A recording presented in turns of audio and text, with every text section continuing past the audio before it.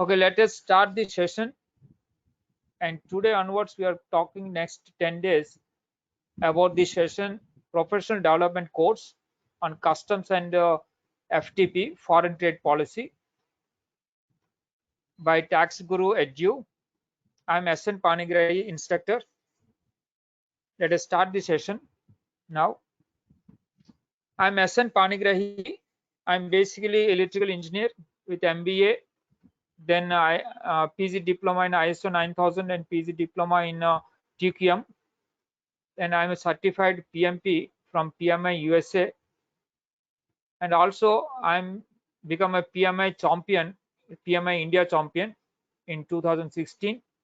I'm a certified Lean Six Sigma black belt from Exemplar Global as well as from KPMG.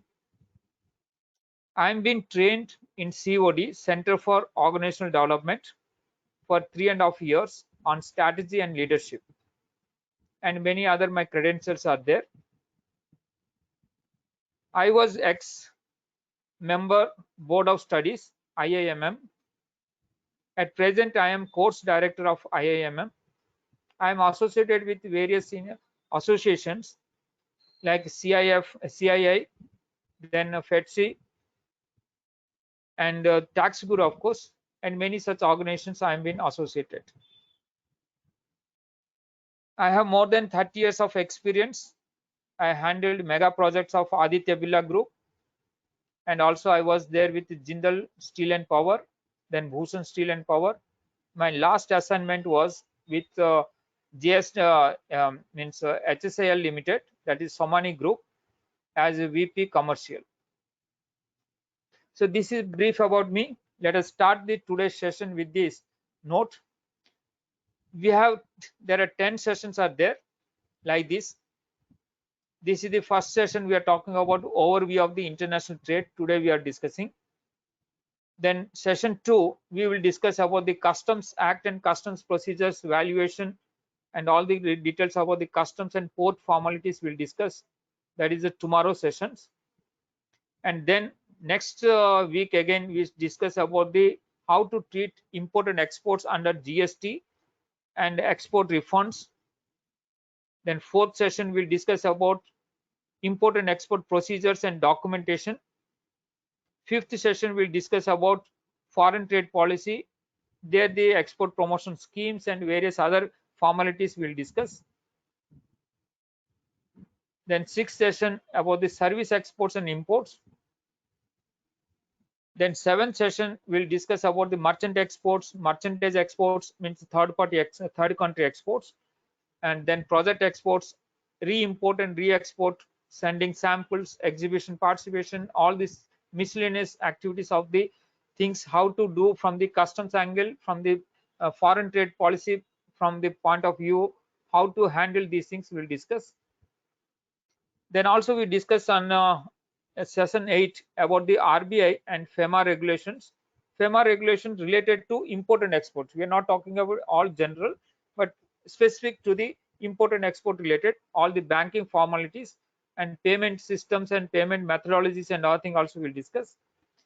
Then export pricing, drafting of international contract is very essential aspect, because many times if you're not properly drafted the contracts, then that is a source of litigation.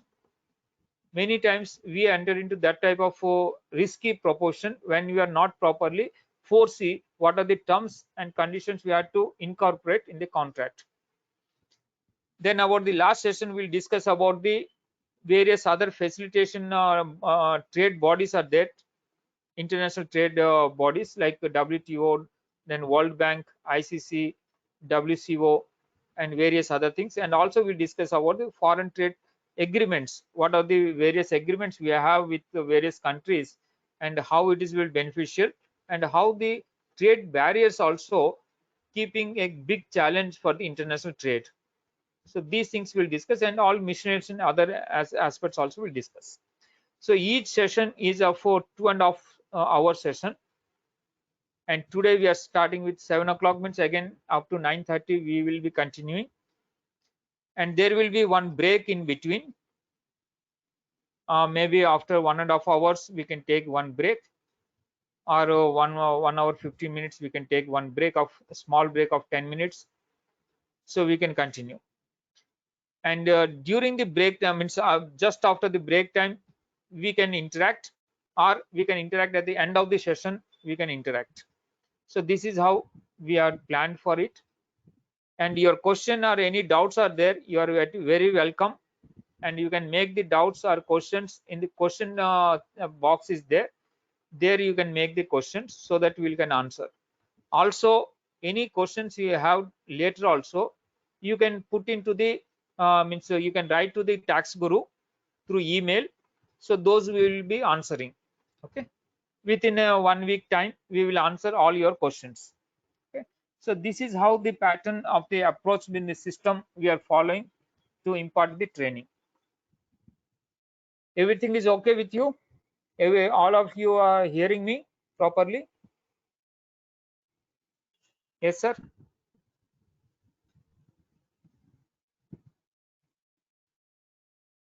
Hello.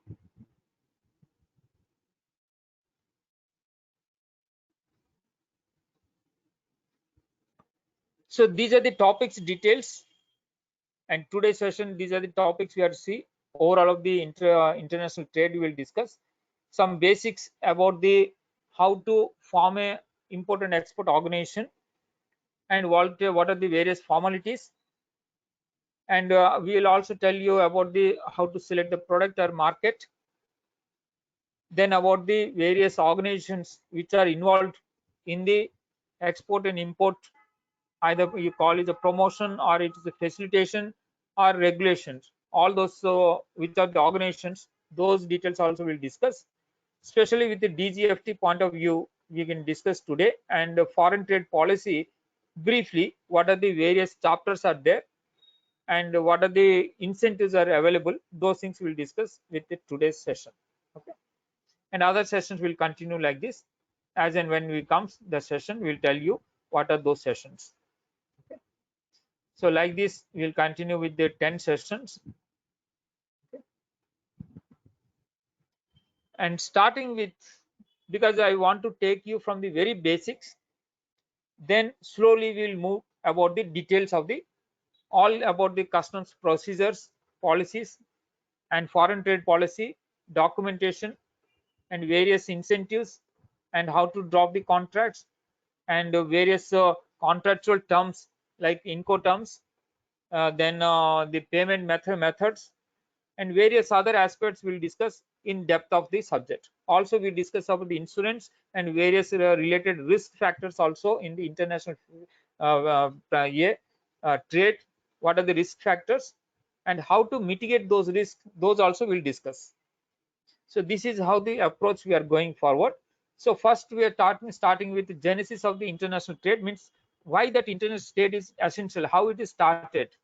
In fact, when it started is nobody knows, it is time immemorial. The international trade is started long years and decades and centuries back. And everywhere, why it started is every country has certain requirements. Every citizen, every person has certain requirements. All the requirements locally it cannot be met. Certain resources are not available, or certain skill sets are not available, or certain materials are not available, or what are the shortages is there, then it can be got that shortage. For example, in Iran doesn't have much of the food related items, that because the shortage is there, the food items are not available, so they import food items including the rice from various other countries, including India is a major supplier to Iran also, right? But India doesn't have the sufficient import, I mean, this crude oil. So crude oil and other oils, petroleum products, we India imports from the various other countries, mainly from the Middle East and other countries. We are importing gas and oil. So therefore, whenever there is a sufficient, means deficiency is there, and some other place there is surplus is there. The oil is surplus in Iran, but there is deficit of food items. India is sufficient and surplus in rice. We are exporting. We are the world #1 rice exporter because we have surplus rice. we are exporting to various countries, but we are deficit of the oil, so that we are importing. So therefore the trade is starting wherever there's a surplus. From the surplus area to there is a deficit area, that materials will move and it will start. So that is how we are going forward about this international trade. This is the basis out. So from a time immemorial, we are doing this type of trade. So one country has a deficiency, other country is a substantial, as well as some surplus is there.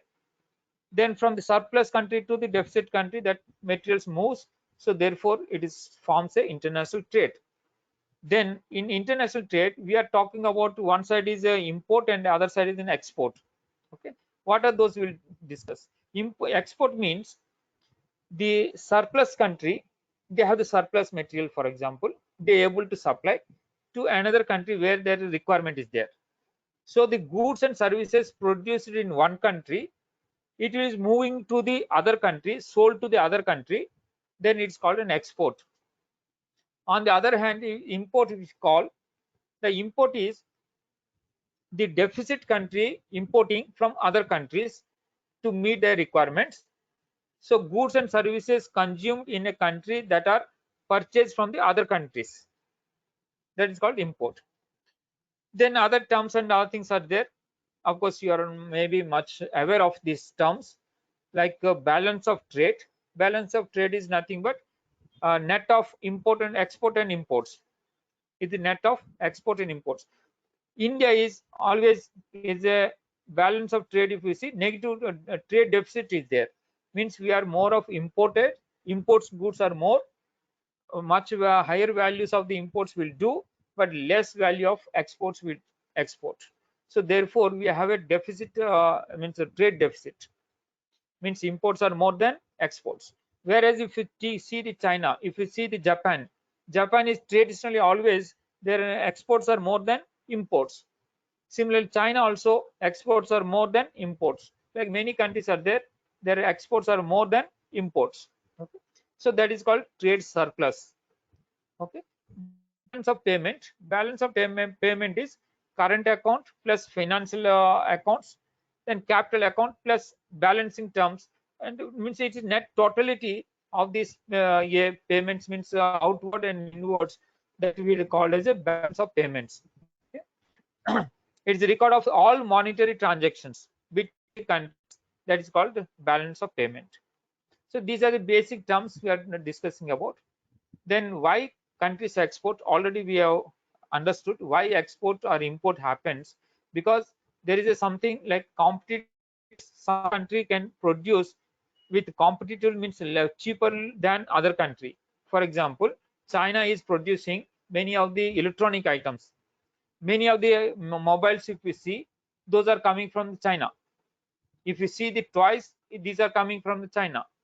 If you see the pharmaceutical items, the APIs are API related raw materials.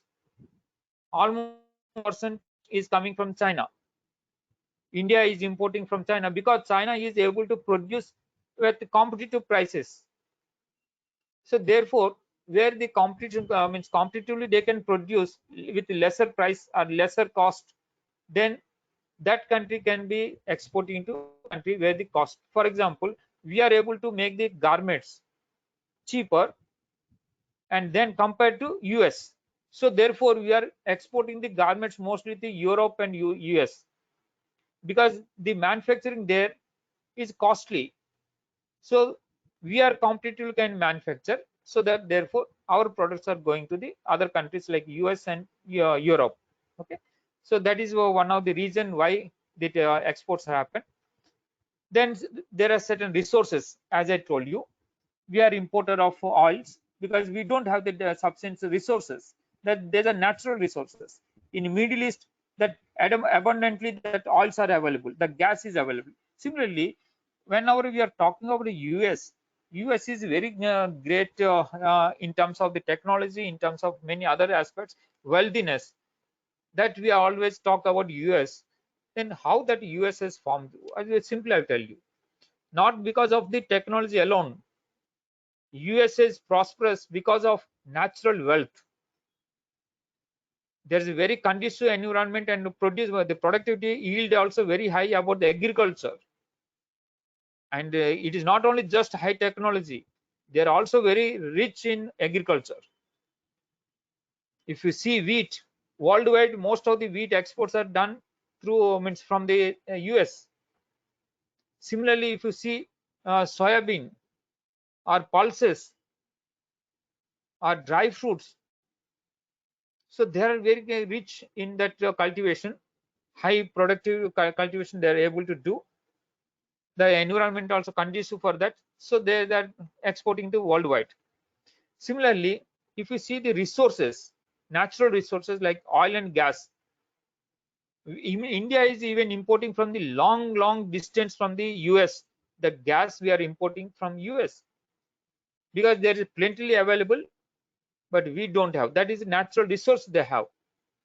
Similarly, many other countries have a good competitive advantages are there, plus natural resources are there. So therefore, one place to another place where the excess is there, from that to deficit place, or where the competitive they can manufacture, from that to costly other places when that materials may move.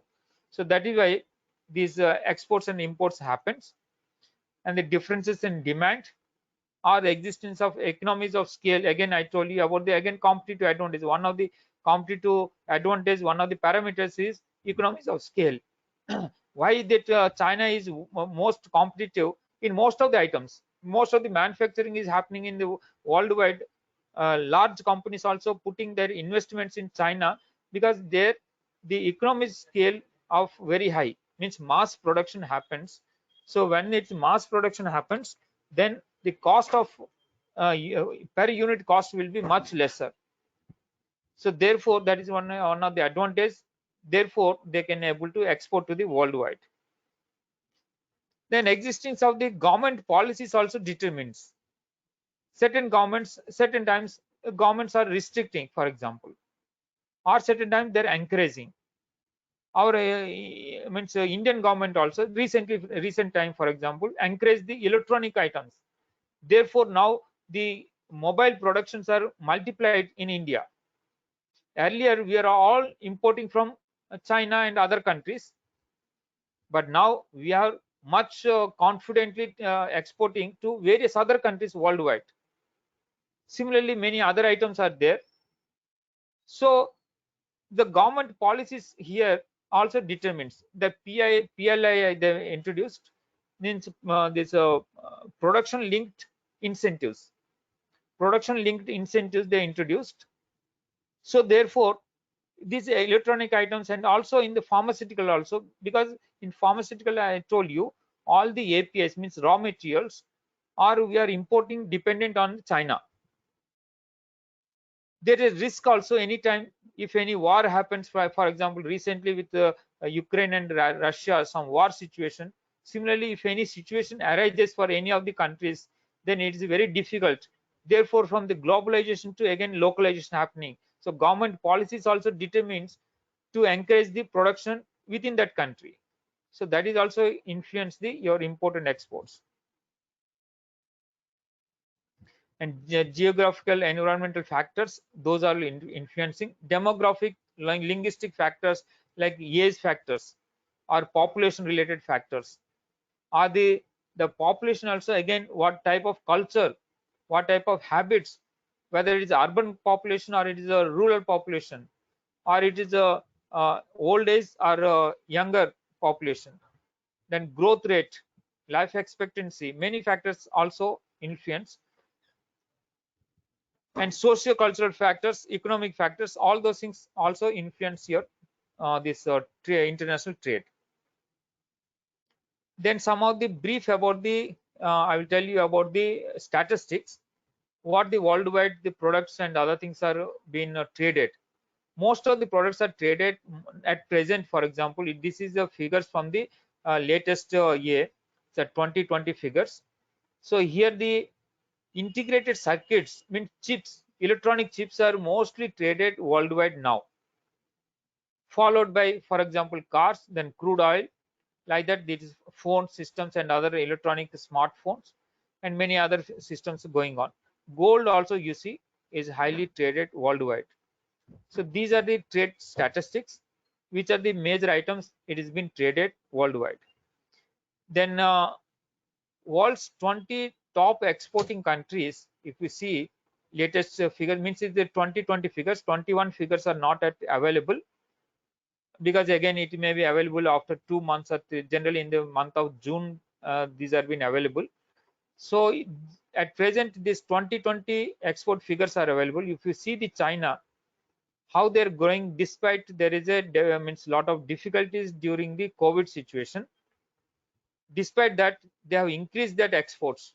The exports are increased by 3.7%, whereas in India we have the reduction is 14.8%. Our exports are fallen down. Many countries worldwide, if we see, except for China, all other countries that exports are fallen down.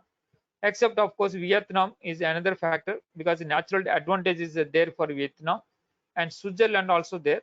But except that, most of the countries there is a decrease in exports are happened. The trade deficits happens. Okay.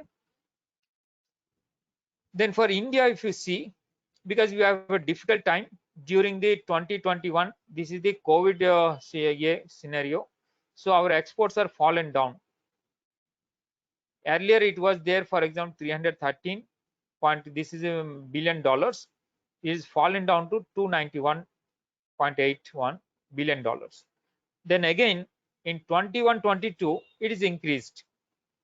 I mean, just concluding a year, we have increased it drastically, very high increase happened. If you see the growth rate, it is like 33.33% growth rate happened compared to the pre means year COVID situation. In the last year you are comparing, then 43.18% increase happened. Okay, this is just giving you statistics about it. And what are the major items we are exporting, like engineering items, then petroleum products also. Though we are importers of the crude oil, but various other means value added products we are exporting to many countries. So petroleum products also we are one of the strongest in yeah. Then gems and jewelry, where we have good skill sets are there. The labor and availability of the skilled labors are available, so that is an advantage we are getting. That gems and jewelry are also good. Then organic chemicals, then drugs and other pharmaceuticals, of course we are growing like one of the hub for the pharmaceuticals for the worldwide. So in the COVID situation also our exports are increased, and we are exported to vaccines and many other items to worldwide. So India is become a big hub for the manufacturing of the pharmaceutical units, especially in Hyderabad. If you see, this is a big hub for the manufacturing and exporting to worldwide. Okay. So many other items, electronics goods, especially to mention about, like for example the mobile sets, as I told you, mobile manufacturing is drastically increased in India because of the government policies encouragement. It is increased, and we are now exporting to worldwide. And some of the statistics further, just I'm sharing. Right. So what are the major exports of India? As I told you, mineral fuels, that is the petroleum products, and gems and jewelry, pharmaceutical, like that. So these are the items. Yeah. Then trading partners, if we see, as of recent time, this is as per the previous year, that's 2020 statistics. But recent figures, if we see, China is displaced the US. Now the India's major trading partner is China, followed by, then it is the US, then other countries going on. Okay. So this is how this trading pattern also will increase, means yet changing over a period of time. Your dependency is more on the China, towards China. And of course recent time your also exports also increased to China, mainly raw materials like iron ore, or very raw materials like cotton or other things are increased a lot, but value added items we are importing. Therefore the trade gap with China is very high.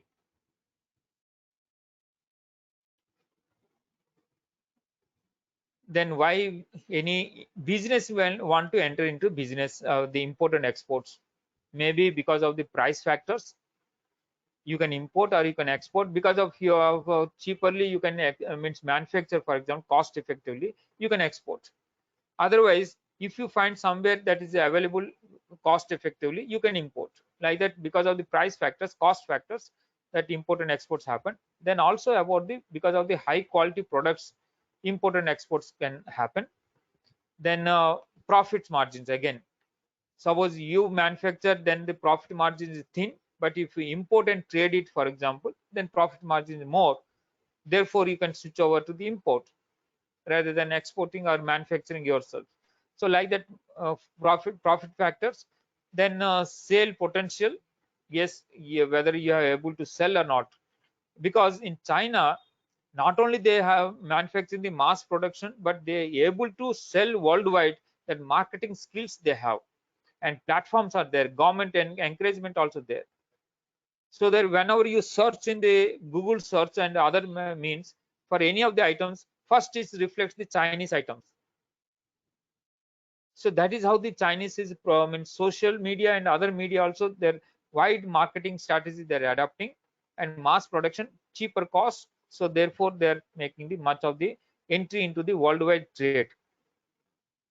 Brand images also matters, and of course your market other factors, like your whether you are comfortable within the Indian market selling, or if you want some cushion, or if you want to enter into new market as additional strategy. If anything happens in domestic market, competition is increased, or something happens in your domestic market, you're not able to sell, then there's an opportunity for you to sell overseas. So that is why the reason also some people overseas they go, they want to sell in the overseas market. Then let us start with, now the subject will start. Just a brief I told you. Now let us start with the subject. Here I'll tell you how to start a business in export and import, and in 6 simple steps what I'm talking about. Let us start with. First is set up a business. That is business organization you have to set up. Then what to export, that product you have to identify. It's not like everybody wants to export or something, but what product you have means able to source it, able to manufacture it, or able to means get from the some traders, so that you will be competitive to sell that market comfortably over a period of time consistently with good quality. So that is what to export is important. Then where to export, that is the market. Okay, you have the plenty of your goods are available, competitive you can competitively you can source, but where which market you want to sell, which country you want to sell, that has to be decided. Then how to get export orders.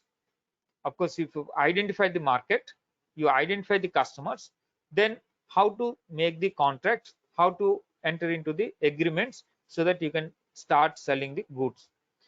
Then once you got the orders and everything, fulfillment of the export orders means execution, means you have to complete the shipments, fulfillment of the orders, that is there.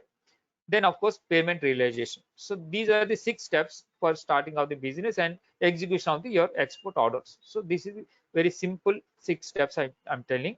Further I'll tell you, explain you what are those details, right?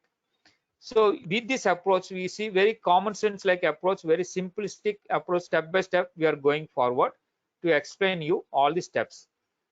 Especially tomorrow onwards, suppose we are starting with export, all the customs related formalities, port related formalities, I will explain to you. And today, of course, very briefly I will go with all the details about the what is the our policy, foreign trade policy talks about, and what are the briefly I will tell you about the incentives. And later of course we'll go with depth, as I told you, with the complete documentation. Then under GST, how to you has to make the treatment under the GST for the export and imports, and how to get the refunds, all those things we'll discuss until the realization of the payments. Okay. Then export to, again the same concept like I'm talking about. Why we want to export from the countryside? If you see on broad micro macro level, then about the country and above, then it's boost the economy. Exports are essential, and also create jobs. Exports are essential. Then, for example, for your organization, for getting exposure for the business opportunities for the across the world, then exports you enter in the export market so that you get the good exposure into a and additional opportunities. You can get business opportunities and expand your business for more profits. Yes, it is maybe possibility, but every time don't go with the illusion that whenever you are exporting then it is more profits. It may not be true, but exports give you a different an approach for your company to expose to exposure, getting exposure to the worldwide products quality standards, so that in domestically also you can improve that quality standards to the international level. Okay, and brand image also will improve your competitive advantage. You can your competitiveness you can improve because you are exposing to the world standards, world global standards and global practices, best practices you have been exposed, so that you can improve upon, gain the global standards. Imports again, if you're not able to have the resources available, or not able to meet, or not available at the low cost or cheaper prices, then you have to import. Better quality also people import. For OEM items, for example, for example, you are imported certain, for example, a Siemens DG set. Again, for items of the spare parts and components you required for that item, again you have to import from the Siemens. So therefore, OEM means original equipment manufacturer. Those items you can import it. Okay. Any of the new varieties and other new ideas, concept, then in such cases also you will import. To again go global standards, you will import this. Okay, these are the some of the import factors. Then I'm going for step-by-step approach now. Setting up a business, that is what I told, that steps. One is the setting of the business, then what to export means, that is what the product identification, then where to export means the market identification, then how to get the orders means execution, I mean so getting the contracts and all thing, means sending the samples, negotiation, then contractual agreements you have to understand, then enter into the agreement, then fulfilling the orders means you have to execute the contract, then realization of your payments. So this is how we are going forward. First, setting up business means establishing the organization. Establishing an organization, there is various forms of organizations are there. For example, private limited, proprietary, LLP, or private limited, or public limited, like various forms of organization you can set up. Some form of the organization must be there. Then other aspects like form of setting up the organization, then you have to obtain the first fundamental requirement. Is this is what the step by step I'm going forward to set up the organization for the export and import. For any export and import business you want to start, you should have a PAN number. PAN is now has a linkage, has the same thing like IEC number. IEC means import and export code. Based on the PAN, the DGFT, Director General of Foreign Trade, give you IEC. IEC means import and export code. Without IEC, you can't export or import. This is a mandatory requirement for any of the import and export. Okay. So IEC is required. Then RCMC from EPC means, RCMC means registration cum membership certificate. Registration cum membership certificate that we can get from the concerned EPC means export promotion councils. There are various export promotion councils are there. Today I will tell you later in this session, so you can understand. Relevant export promotion council, you have to get a member so that you will get the all type of information, incentives, and other assistance you can get from these institutions. Okay, for any of the export incentives if you want, you must have the RCMC, otherwise you will not get the export incentives.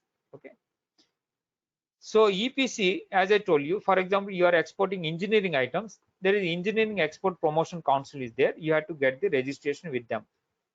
Suppose chemical items are there, you have to register with chemicals export promotion councils. Then for example, gems and jewelry or leather, there is concerned export promotion councils are there. Including for services also, there is service export promotion council. Like that, items like commodities, also commodity like tea, coffee, there is a commodity export, commodity boards are there. So accordingly, you have to register with them so that you will get the incentives. Also, some help you will get in terms of the any of the requirement you want about the market, about the verification of the vendors or the customers, or if you want to do any of the other requirements, you can have, they have the very large data bank. They will assist you about the quality parameters and all things. Also, they can assist you. They can help you. Okay. So next is about the registration with GST and customs. Registration GST is an essential part. Of course, it is started from the 2017 July. This now become a mandatory requirement for any importer and exporter. Despite of the threshold limits, this is a 100% mandatory. If you want to enter into any of the import and export business, you should register with GST. Okay. Once you register with GST, then with your IEC code and other details, you have to register with concerned customs authority also, from which port you want to export or import. With that concerned, that port authority, I mean, so that port concerned customs authorities, you have to register your AD registration. AD means authorized dealer. Authorized dealer means you must have the bank account. The bank is which is dealing with foreign exchange, means foreign currency transaction they can do. Such branch you have to take. There you have to open the account, the bank account. Okay, you must have bank account with many other branches, but it is essential that you have to open the bank account in a bank which is dealing with foreign currency transactions. Okay, in that bank, once you are opened, then you have to register that bank account with the customs. So this is an essential requirement. The purpose of it is, suppose you want to get any of incentive like duty drawback or refunds, GST refunds, that will be credited to your account. So therefore, you have to open a bank account with a bank branch which is dealing with foreign exchange, the foreign currency transactions, and when any of the refunds or the incentives are there, this will be, your amount will be automatically credited in the your account. So that is the purpose. You have to register with the customs with the your AD registration. Okay, then of course you have to start the your plan. Plan means whether you can afford to enter into the import and export business, whether you have financial capability, and whether you have resources who are trained well to deal with the import and exports. So all these things you have to assess, then only you have to go with the business. Otherwise, it will be very difficult. Not like everybody can enter into import and export business. There is certain knowledge also required. There is capacity to hold the, for example, you are exported, but the payment terms, for example, is say 90 days. You are enthusiastically exported, but your payment will come after 90 days.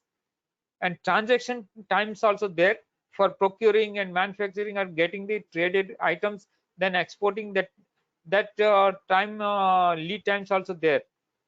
Not only is 90 days the credit terms, but additionally another set 20 days is there. So till that time, whether you are able to sustain your working capital requirement. So those capacity and your capabilities also you have to assess, then only you have to enter into the business. Okay. Now, what to export? Very interesting. Many people want to tell, yes, I can establish the organization. I have enough money. I can put up the money. There's no issue. Even though some delay happens in the payments, I can bear that risk. So you are going forward. But what product? Everything and anything you can't export, because unless it is very competitive in that importing country, they will not import. Even though your brother, sister, or relations are there overseas, They will not do unless there is a competitiveness is there. If you are not able to source it competitively, then definitely you can't export it. And also quality parameters also you have to mention. Not everything you can export. Quality, packing material, because the packing also very essential. What you thought, for example, we have a large mango orchard is there, and any number of quantity I can export. Yes, you have the capability, no doubt. Okay, but what about the packing? How you can do it? These are perishable items. Whether you have that capability to make the packing properly, so that capacity there for the quality maintenance. Not like that all the mangoes are same size and quality. So what quality norms you have to maintain? Those things you have to understand. Accordingly, you have to select the product. Not like that any product you can export, because domestically you may be competitive. Domestically you can procure and you can sell whatever you can do, manufacture and sell. You can do it domestically. Domestic market is entirely different from the overseas market in terms of its prices, in terms of its quality, in terms of its packing requirements. For example, in Germany, for example, in India, you the packing material, like for example, corrugated boxes, along with, for example, you make the thermocols. You can do in India. You can make nice packing, but thermocol packing, if you're sending to Germany, they reject. They don't accept in the customs itself, because thermocol is entirely banned in that country. So what type of packing requirements are there? What type of labelings are required? Some countries specify, if the materials are sent to our country, it must be mentioned in other local language, or certain price and other things in local currency, it has to be mentioned. Like that, certain restrictions are there, whether you are able to comply with the requirements. So those things all you have to see, then only you have to make the selection of your product or services again. So identify and select the right product, service, which you have acquaintance.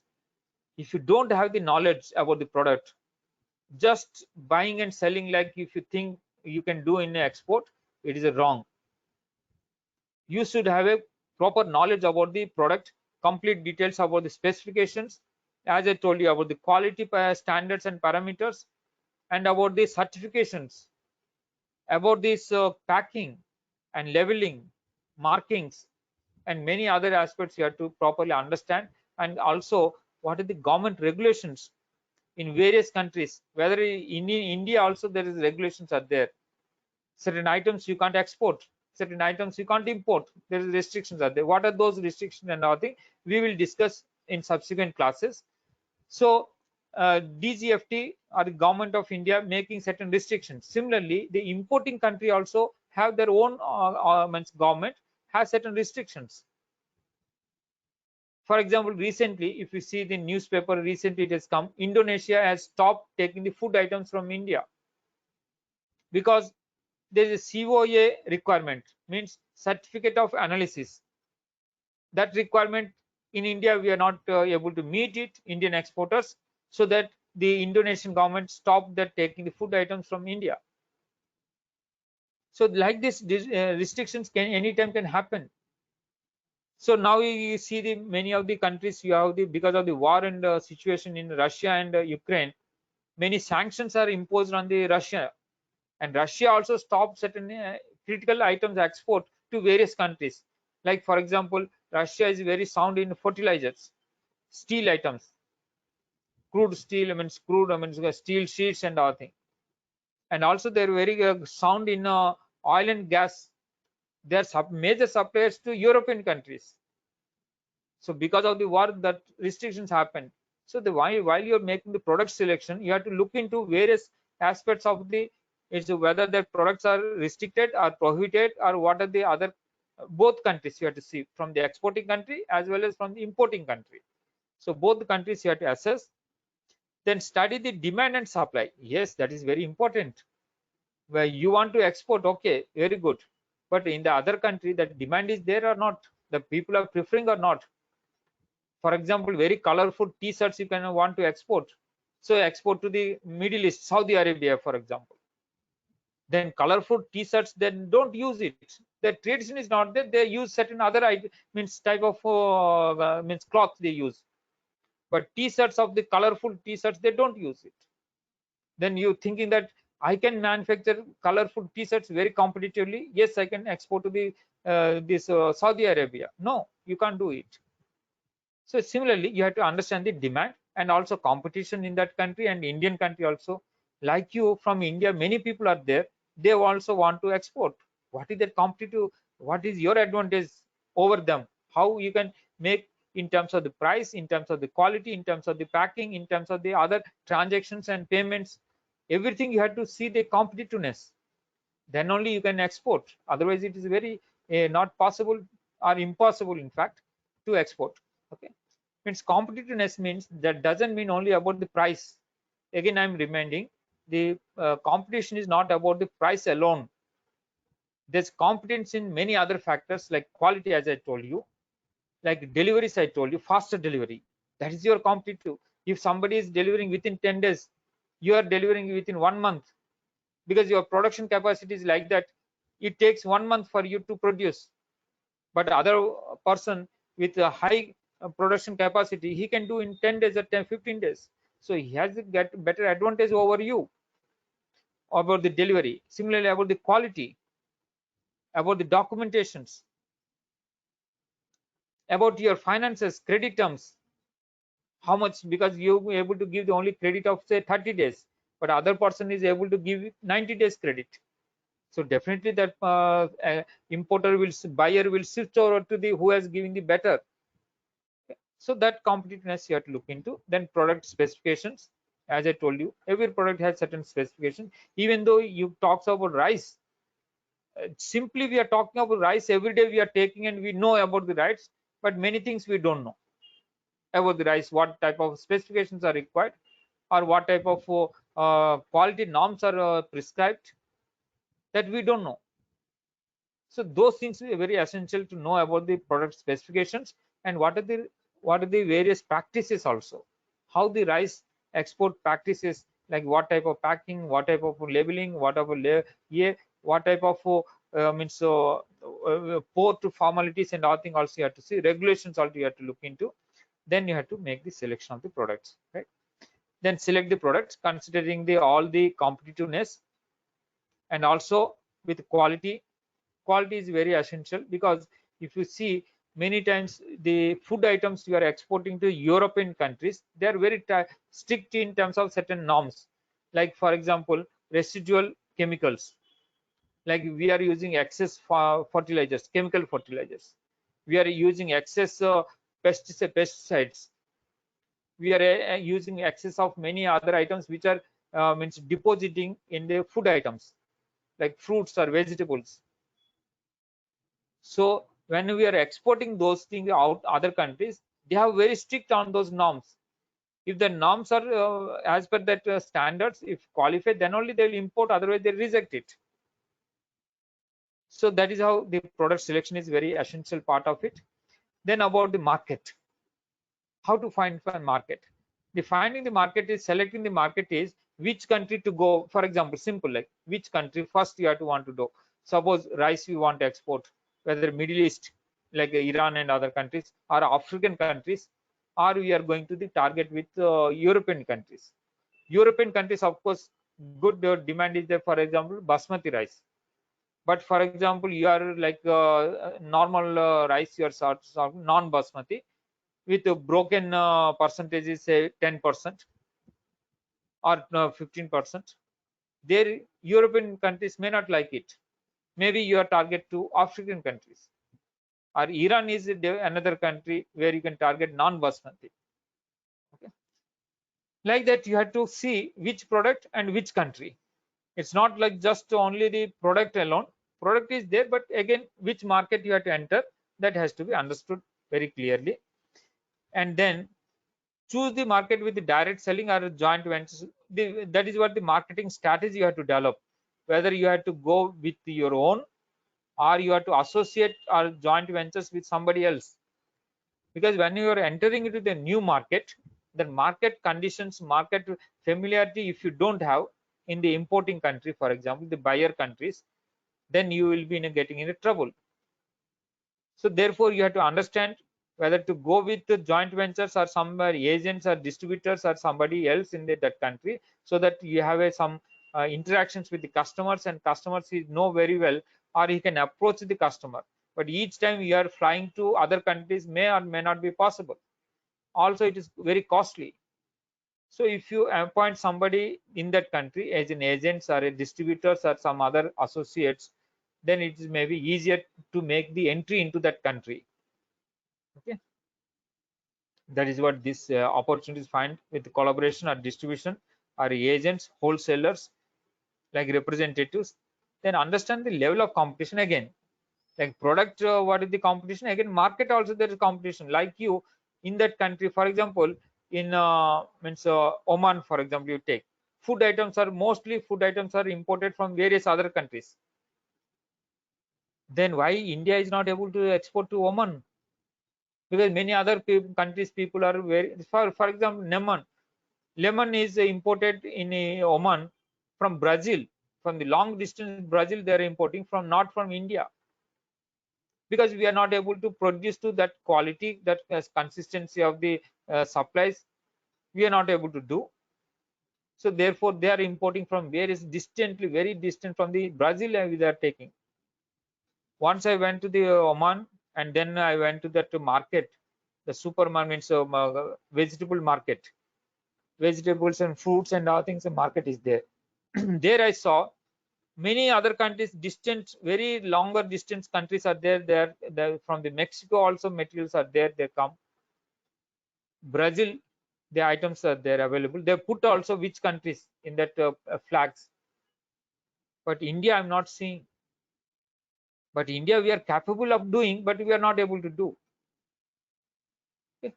So you have to see which are the countries that competition in that country also you have to see.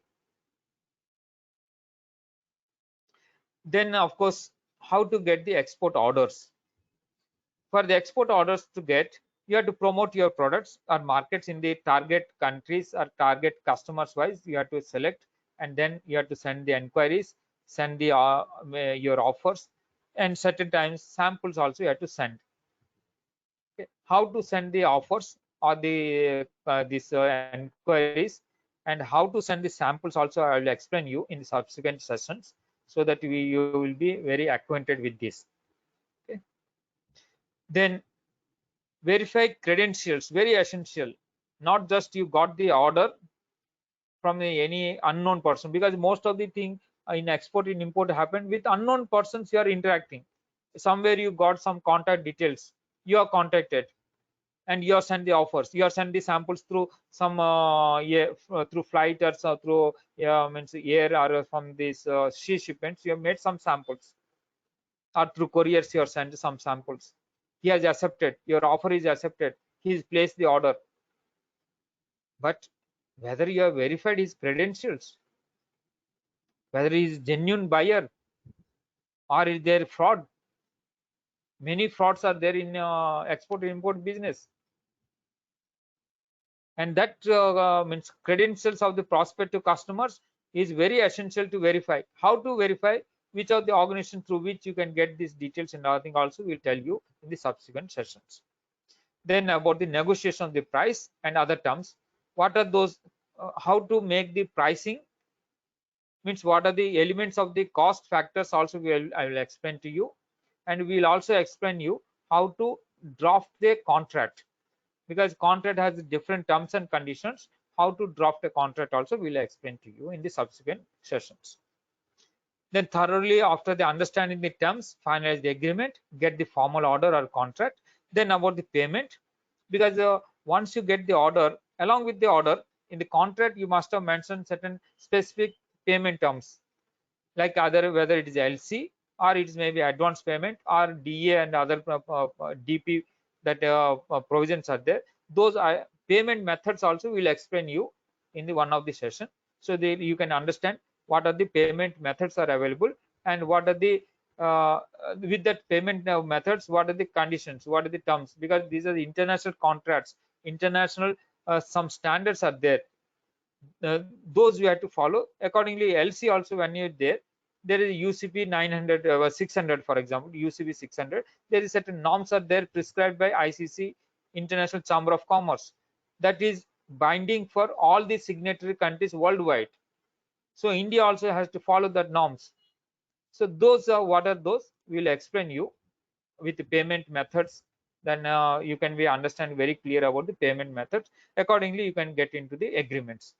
Once you got the order, then obtain the pre-shipment finances, for example, because once you got the order, because a lot of your working capital requirement is there for procuring the raw materials or finished goods, where from the traders you have to procure, then packing, repacking, then transactions with all the port and customs formalities, all these things you have to complete, and shipping line payments also you have to do about the freights and insurance payments. Then you have to export. So for all these things you require certain working capital. So where from you will get, there is a provisions are there for pre-shipment and also about the post-shipment. So pre-shipment, for example, some benefits you want to get it, then what are those benefits available? Those I will explain you in one of the session when you are going with these payment methods, also with incentives, means financial incentives we are talking about. So from the bank against, for example, LC terms, what are the pre-shipment benefits or financing you are getting, that I will explain to you. Similarly, there are certain means authorizations are there, means licenses, import authorizations we call it, means advance authorization and other things. uh, so those how to get from the DGFT before, for example, you want to export certain items. For that, what are the raw materials are there, the raw materials you can import free of customs duty, you can import. So how to import those items, that is also I will explain you in one of the session, those about the import authorizations. Then you have to source competitively from the means raw materials you have to procure, or the finished goods from the traders you have to get, or some other manufacturers you have to get. Then about the checking about the quality and about the certifications. Many countries require certain different type of documentation and certifications. For example, food items, maybe there is a requirement of export inspection agency certifications are required. For example, you are exporting to the Kenya and other some countries, African countries, there is a requirement of certificate of conformity, COC, from specified agencies. Then only you can export, otherwise that customs will not allow you in the importing country. So what are those formalities, what are those documentation, all those things you have to understand properly. There is certain requirement as from the Indian government for the exporting from India. Similarly, for importing in the importing country, there are certain restrictions. Along with that restrictions and documentation and regulations, we have to follow it. So accordingly, that documentations we have to prepare. So export and import documentation is again a specialized subject. We are covering in one session that complete about the import and export related documentation. Okay. Then of course you have to engage certain service providers. Service providers like CHA, forwarders, shipping lines, and other means service providers like transporters. You have to engage so that that execution can happen. We are talking about here execution because you are already got the order. Now we are going to execute it.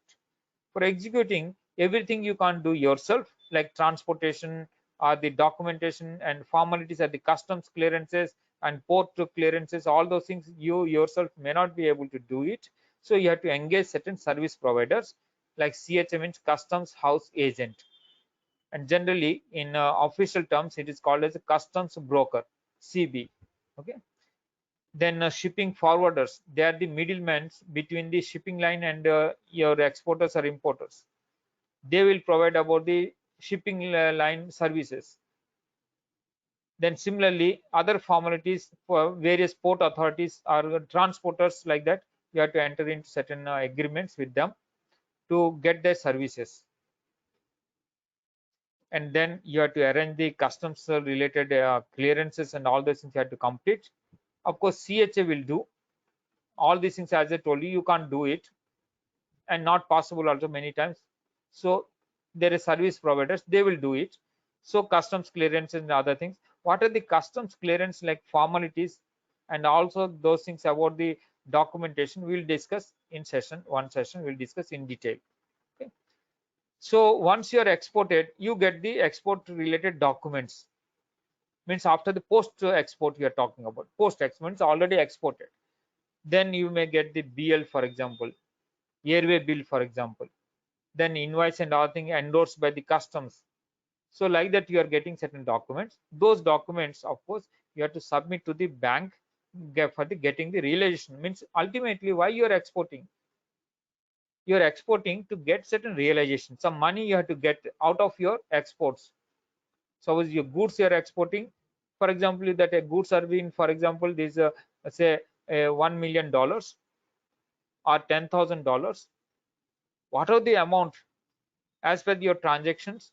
You have to get that realized through banking channel.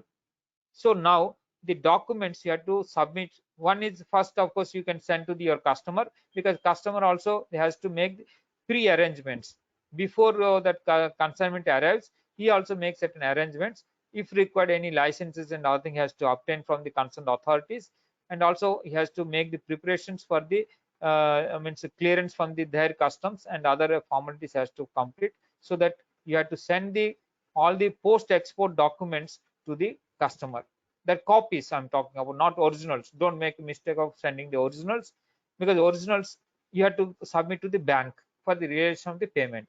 But you can send the copies, means either scanned copies or the otherwise hard copies through courier. You can send it to the customers. Then original documents, mostly it is required, like for example in CC consignments, you are sending the consignment through C, and then certain documents are required, like for example BL in original form, not like photocopies or any of the non-negotiable copies, but negotiable copies are required in set of three. For example, three originals are required.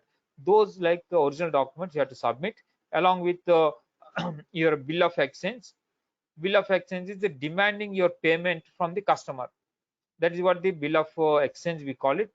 Along with bill of exchange, all the documents you have to submit supporting to that, as per your agreement, as per your LC terms, for example. Like that you have to enclose all the documents. Then you have to submit to the bank. That bank will, corresponding bank, they will send the documents to the other, this LCO means LC opening bank, they will send, for example. Then the importer has to make the payment to the bank and then retire the documents. Then he can make the clearance of the customs and all thing. Then he can take the goods.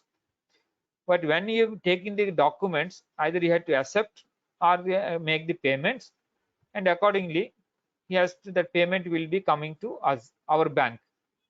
Our bank make the release the payment to you. So that is what the formalities you have to pay for, ultimately to get the means your payments. Then realization of the payments. Then other formalities also you have to complete after the payment, also related the EBRC and other things are there. Those formalities I'll tell you. So this is how the cycle completes. But every cycle, once you make the export cycle like this, from the starting to till the realization of it, it's not like one time. It's not like one time exporting and then you're forgetting. It has to be continued. That is why we call it cycle. When you cycle means some other orders you have to get, some more orders you have to get, and you have to continue this business and export business, sustain over a period of time. Then each of the transaction you are learning certain good experience or bad experiences. From the experiences you have to learn.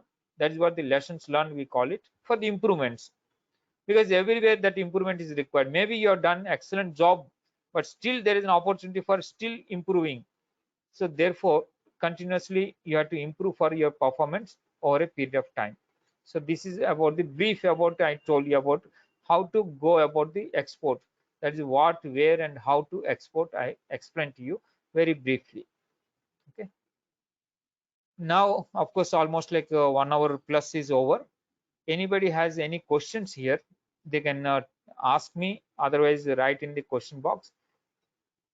Otherwise I'll move forward, because intermediately once we make this one, not all, in intermittently once, again in the last end of the session we'll make the interactions. So anybody have any doubts, they can raise right now. Otherwise, I'll move forward for the other completion of this.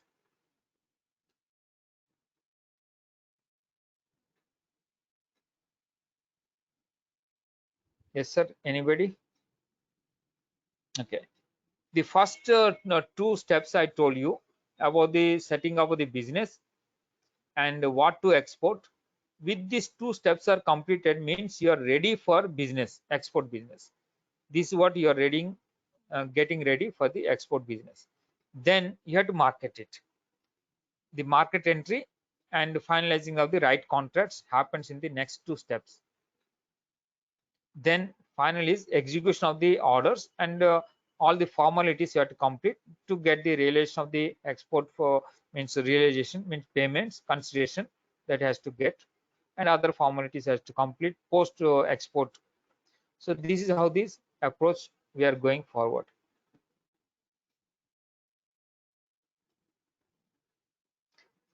Now the as I already explained to you how to start export and business. The first step is establish an organization, then open the PAN number. That is an essential for any of the business. Sorry. So that is an essential for any of the business to open the PAN. This is from the income tax department. You can get it. Permanent account number. Then open a based on this PAN number only you can open the bank account. And I told you you have to open the bank account from a bank which is dealing with foreign currency transactions. With that branch only you have to open, for example, ICICI or the SBI. You may be account, but all the SBI means branches not dealing with foreign exchange transactions. So which branch is dealing, there only you have to open the account. That is better. Sorry. Yeah. Sorry. Yeah. So open the bank account, then obtain the IEC number from the DGFT. IEC, as I told you, for any of the import and export, it is a mandatory requirement to get the IEC. IEC is nothing but again PAN number only, but submission of the PAN number to the DGFT, you have to be registered as an importer or an exporter. So importer and exporter, you have to register with the DGFT. That is an essential for any of the either means import and export. Then obtaining the RCMC, as I told you, this registration cum membership certificate from EPC means Export Promotion Council. These are required, or commodity board, these are required for getting incentives. Okay, suppose you want to get advance authorization benefits or the EPCG license benefits or ROTAP benefits, like this, any benefits you wanted, then RCMC is a mandatory requirement. Then register with GST. Yes, it is an essential. Despite of the your threshold limit about the GST, you have to be registered, and this is a mandatory requirement. Otherwise, you can't do any import and export transactions. Then, of course, you have to register your AD. Means registration with the means AD means authorized dealer.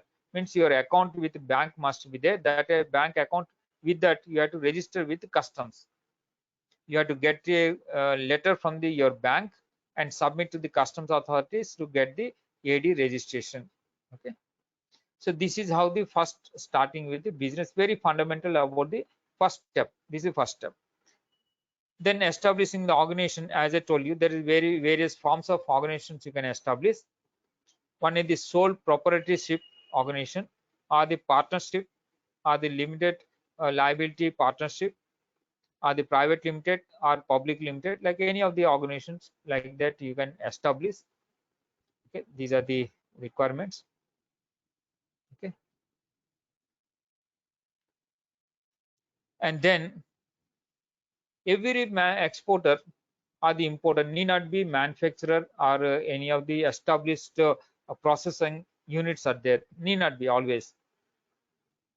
Suppose you want to export garments, you need not have the export the garment processing unit or garment manufacturing unit, you may need not be, but you can procure from the other manufacturers, other traders, in the market, you can buy and can sell also. Such type of transactions we call as a trading or merchant exporters. So they don't have the manufacturing facilities, but they can buy the goods from the other manufacturers or other traders, and then they can export it. So that is always a trading or merchant exports. Then manufacturer exporter, that means they have the manufacturing facilities, and those manufactured goods they can export to the overseas. So that is called manufacturer exporter. Then commission agents also, because there is the agents, you can become an agent of some of the manufacturers.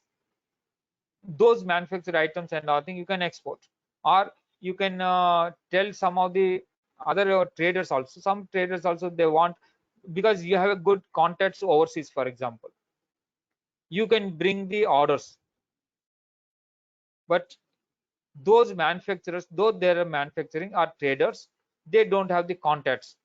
So you can become a commission agent and bring the orders, and those orders you bring in the name of somebody else.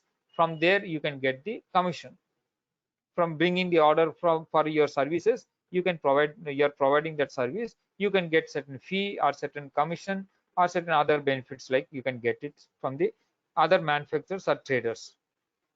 Similarly, manufacturers representatives.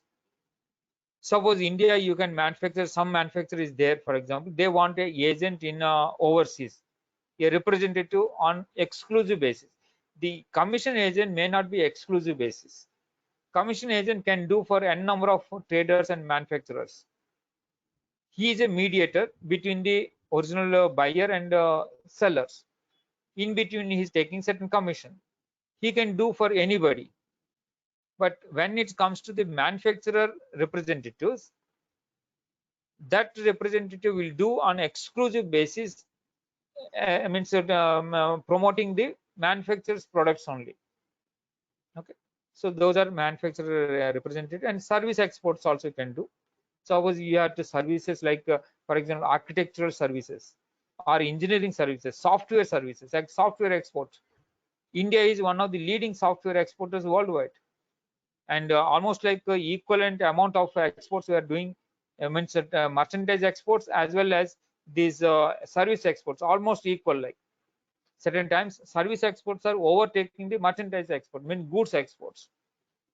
So either goods or service exports you can do it. Accordingly you can establish your organization. Then export and import governing means which are the governing bodies, that will let us understand. Various governing bodies are there, regulating as well as facilitating and supporting and promoting organizations. Suppose primarily the Ministry of Commerce and Industry is a authority. They are concerned about the promotion of the trade. Promotion of trade means mainly we are focused on the export of from our India exports. So like the Commerce Ministry are the facilitating agency, like entering some certain agreements with. Recently, for example, we have entered into an agreement with the UAE. We have recently entered into agreement with Australia, and we are negotiating with and almost like finalization with Britain, means UK. Like that, we are making a number of negotiations, the trade agreements with where that is the facilitation, so that our exports can improve to that countries. Bilateral agreements or multilateral agreements. Also policy formulations. Policy formulations for the FDI, for example, for the purpose of the export promotions, foreign direct investments, or various other proposal. Like recently we have proposed like a PLI, means production linked incentives, that also to promote the manufacturing facilities within India. So like that means provisions they can take, that is the Ministry of Commerce and Industry. Then comes the authority about the Directorate General of Trade, Foreign Trade, that is DGFT. DGFT has an authority, as I told you. They are for the formulation of and means formulation of the policies and various guidelines for both import as well as for the export. They are also a regulating authority as well as promoting authority. Their function is to promote the exports from India. Again, when now the imports comes, the regulations also comes into that provisions. Okay. Similarly, some exports also there must be some regulations. For example, sometimes within India, we are one of the I mean, a large exporter of the onions to our neighbor countries like Bangladesh, for example. But certain times within India, that onions become very costly. The rate once of time it's cost 100 rupees a kilo. Then government what it did to check the inflation within India, then they made certain restrictions like provisions. So when these things are done, that authority is there with direct the DGFT. They can do it. They can through a notifications. They can do the restrictions on import or export. Similarly, iron ore, many times we are restricted or certain times prohibited. So like this, they can do the import and export related restrictions and or means promotions also. Like all the incentive schemes, DGFT will announce through foreign trade policy related to export incentives or any of the import authorizations or import licenses. They are the authority to issue the import licenses. Some restricted items are there, but you want to still you want to import, then you have to get the license from the DGFT and concerned authorities. You have to get the licenses. So then the other authority is about the Central Board of Indirect Taxes and Customs, CBIC, and they are the authority about the customs related all the formalities, that rules and regulations and policies. They are the authority to frame it. Mainly for import and export, one of the major policy formulation is about the Customs Act 1962. The Customs Act is binding for the all the import and export, inward and outward, all the transactions for the movement of the goods from India to other countries or other country to India.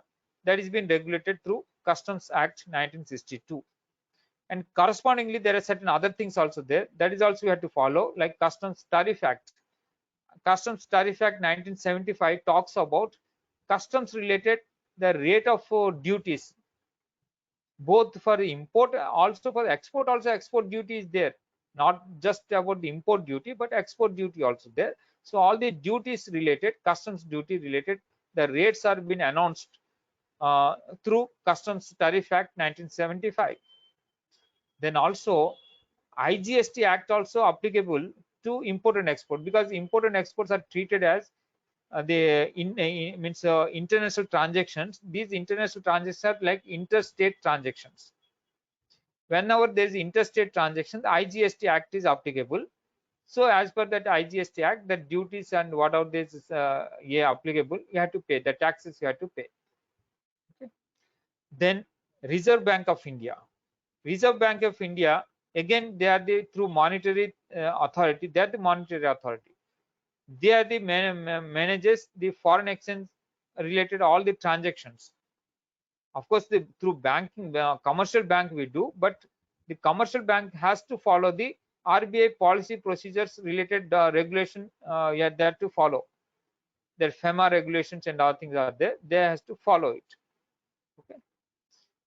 So this is about the briefly about it, but details about each of the organization and all thing. Let us move forward for the understanding this. Organizations supporting or promoting or regulating exports and imports we are talking about. What are those organizations? Let us see the video. Right. As I told you, there are broadly like 4 organizations I told you broadly, but various other organizations also there, which are comes under the means commerce ministry, which may comes under the finance ministry, and there are certain other bodies also there, like port authorities, like shipping lines, or other service providers. So many other things are there. So what are those? Some of them let us understand. Also, there are certain institutions are there to support our export and import. For example, the IIFT, Indian Institute of Foreign Trade. They are the education related, research related. They are the engaged in that activities. Similarly, IIP, Indian Institute of Packaging, then QCI, Quality Council of India. Like that, many other organizations are there. They are meant for the promotion of the or education of the for the promotion of the exports, educating for the promotion of the exports, and again regulating for the imports also. Of course, whenever we are talking exports, there's a linkage is there for the import also.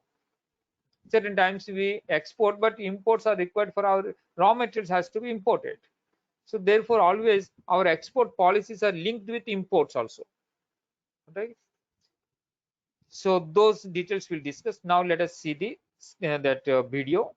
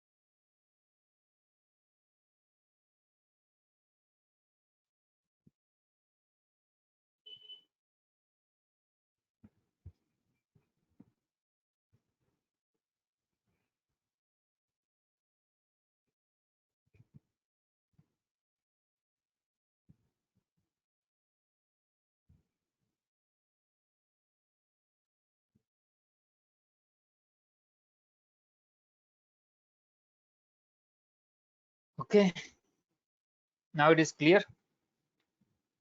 Almost you have completed more than say 1.5 hours. Can we take a small break of say 10 minutes?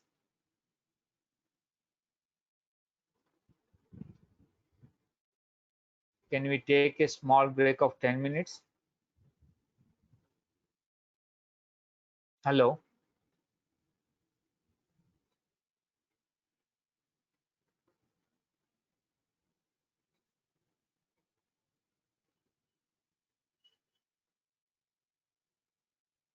Hello? You able to listen me? Hello? You able to listen me?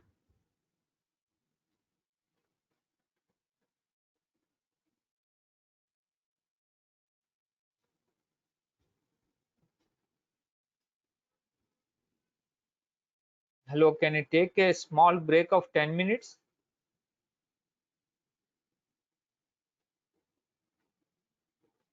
Hello?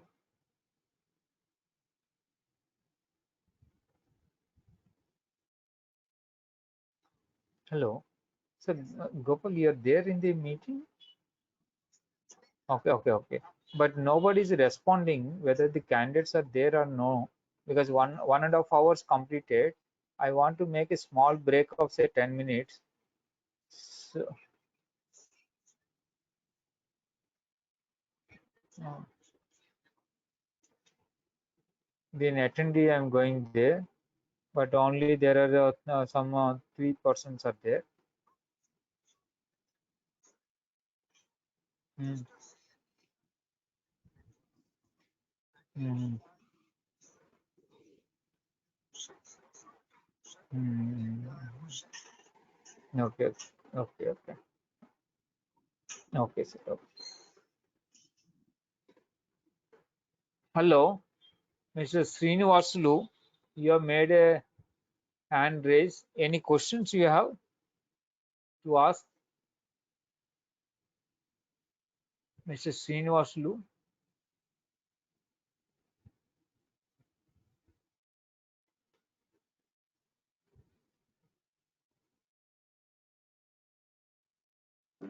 Okay. Hello, Mr. Hello, Babu? Mr. Babu. Yes. Can you hear Yeah, me? yeah, I am able to Yeah, hear yeah. you. Yes, sir. Tell me, sir. Now, you have any questions? Sir, I have a one question. How Yeah. frequently we'll get that trade deficit and trade surplus information? Trade deficit and trade, the Surplus statistics, information. that statistics you are Statistics. I need statistics. Yeah, any specific website? websites are there. Whenever I've shown there in the below, I mentioned the source also. Of course, ठीक है. specifically, if you want to anything, I can share with you. So there is not every means some of the statistics are available on annual basis. Some of the statistics are available on every monthly basis. For example, Yes, that, Commerce yes. Ministry, they are publishing every monthly basis about the India's trade exports, imports, and trade deficit and other things they're mentioning. So you Okay. can find from every month from the Commerce Ministry. And similar same thing is published again by the DGFT. In the DGFT portal also you can see. ठीक है. And of course I can show you where it is available also. So you can go through this and you can find out. Okay. And Mr. Srinivasulu or Mr. Hari Krishnan, you have any questions?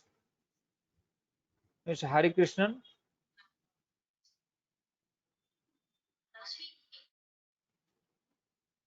Yeah, Mr. Srinivasulu, you have any question? Okay, let us make a small break of say 10 minutes, then we'll come back, then I will proceed further. Today I will tell you briefly about the DGFT related activities, because that is the major policy related aspect of the import and exports. Then of course tomorrow we'll go with customs. Like each of these things I will go, and also I will show the that portals also I'll show you practically how to enter and all thing also I'll explain to you. So just now we have understood what are the various organizations associated with import and export for supporting or promoting or regulating the import and exports. We have understood. Now let us move further.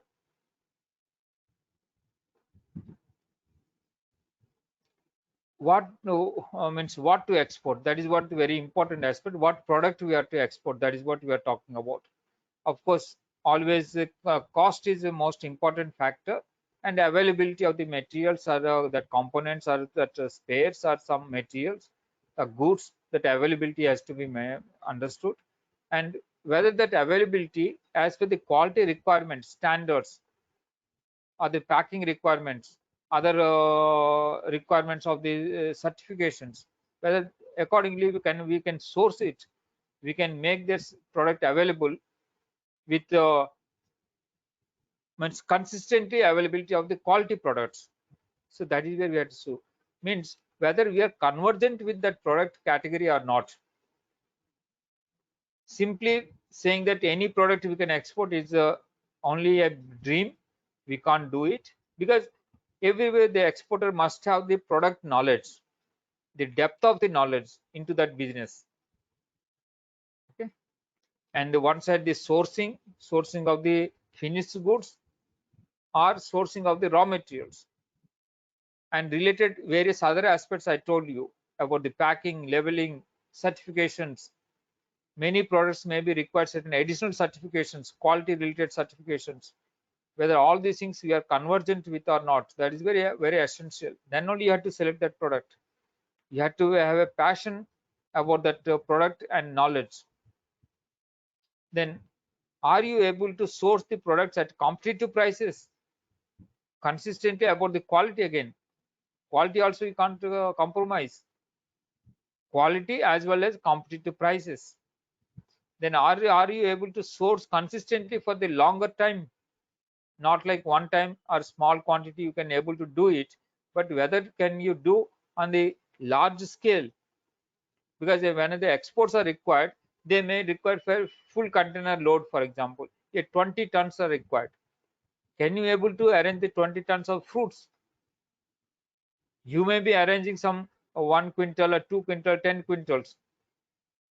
Can you arrange the 20 tons required for one consignment? Maybe that is a very small size. Maybe certain times they want the 100 tons, 500 tons. So whether you are able to do that one consistently with the larger quantities and with quality requirements. Many people used to come and they will tell you, can we export this banana, for example? Then I told you, yes, India also can do it. Recently they did also exports, but everybody can't do, because there is certain refrigerated facilities must be there, and you should understand entire transaction, because the banana is perishable items. Till it reaches to the destination, we have to maintain certain temperature conditions in the containers. So refrigerated containers are required. Whether we can arrange that things and maintain also enter in the journey from the initial place to means from the point of source to enter destination, we have to maintain that quality, means that temperatures. So these are the constraints actually. Whether with all these constraints, whether you have able to sustain, you know about all these things, you manage all those things, you can address the problems of these things. So that is essential. Then of course export restriction are prohibited, as I told you, those has to be seen. Then whether is there any restriction in importing country, exporting country as well as importing country, both you have to look into. Some items from exporting from India also restricted. Similarly, some items for the importing country, they are also restricted. So the both sides you have to look into, then only you have to select the product. Then product which you have to select, that must be very competitively, you can source it and sustainably over a period of time with good competency in terms of the price and other terms also you are able to get it, then you can select that type of product.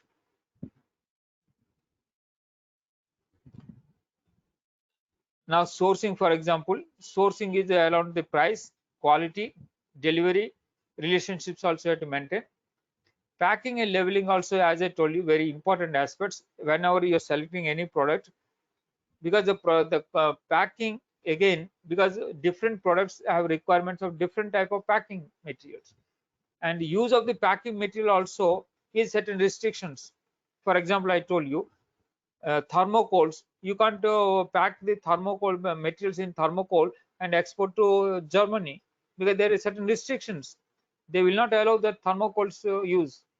Similarly, many of the plastic items, there is restrictions, and many of the packing materials which you are exporting to European countries, then you have to make arrangements for getting back those packing of materials. For example, you made a t-shirts you are exported with the corrugated boxes, and inside again with the polythene covers and other thing you have made. Then those materials, when it reaches there in the destination, those waste material, the packing materials, once they use it, the packing material is waste, that has to be made certain understanding to get back, or some arrangement to destroy it. So these are certain regulations are there in many of the countries. So these also we have to understand. Packing and labeling should, why packing is required? To contain, protect and preserve the product. Proper attractions also, packing are attractive packing, that is also a customer means marketing strategy. Attractive packing and convenience of handling also, those are the basic requirements. Labeling, again, the shippers marks, country of origin, or the weight marks, or the other number, sizes and other cases, and other caution marks, or any of the means markings you have to make. For example, fragile materials are there, then you have to make certain markings so that it has to be handled accordingly. Upward and downward, how to maintain. If any items are there, you should not make the items on the reverse place. So there is a marking should be there, so that the arrow mark is there. So in that arrow mark, that direction only you have to handle the materials. So that labeling indicates that type of things. So similarly, certain hazardous materials, how to handle those hazardous materials, whether it is hazardous or not, also you have to maintain. Then you have to mention some marks are there, hazardous marks, that has to be mentioned very clearly. Then handling marks also must be there, that has to be maintained. That is the labeling related. Then selecting the market, sometime back, of course, we have discussed. These are these aspects of the selecting market: regulations, market competitiveness, and practices. Market practices also you have to understand. Customer behavior, so you have to understand, and various strategies what is been adopted by other competitors, that is also you have to understand.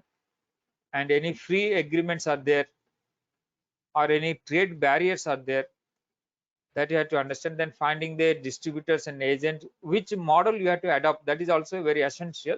Whether you want to go through certain distributors and agents, or you can do on your own, that is also you have to decide. Accordingly, you have to launch the market path. The 7P market mix is very popularly, because means it is there. Whenever you are entering any of the market, you have to consider of these 7Ps: product, promotion, price and place. These are the originally 4Ps.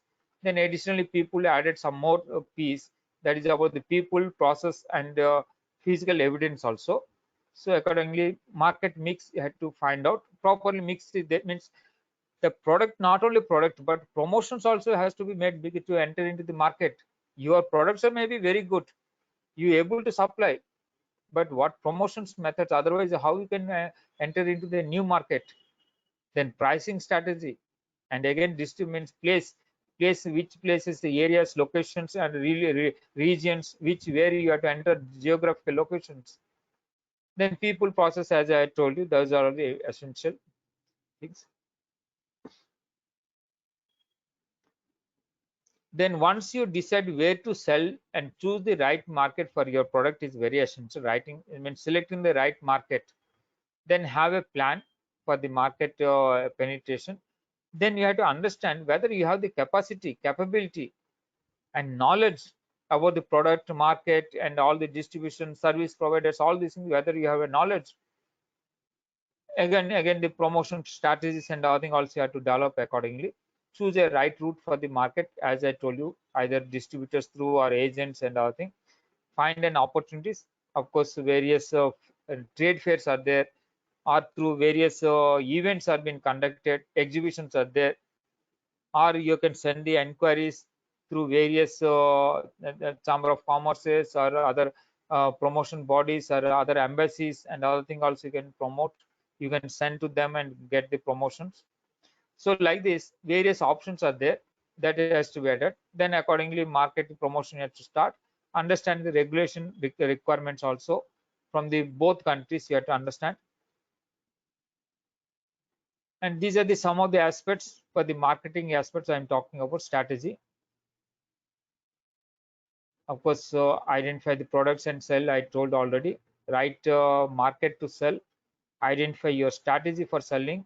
Identify how you will support your products after sale service or consistency of the product services, and identify any IP and regulatory concerns are there. That is very important. Nowadays, many of these issues or legal litigations may happen because of these regulatory concerns.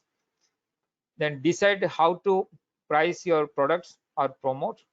So that is how the marketing strategy. Then this portal, of course, I will show you a little later. Maybe otherwise tomorrow I will show you how to go through Indian trade portal. This is what very important portal. One place many of the things are available. You can find out about the product, whether we can export from either without any restrictions or through restricted or prohibited. Those things also we can learn. Also we can understand what are the incentives are available, export promotion benefits are available. Those also we can understand. What are the GST rates, like that also we can understand. So what are the interest rate, interest means subvention, that is also we can understand. So these things I'll show you tomorrow. Practically open the then I will open and show you this one. Okay. Roll, once you have decided about all these things, roll out your business, export business. Okay.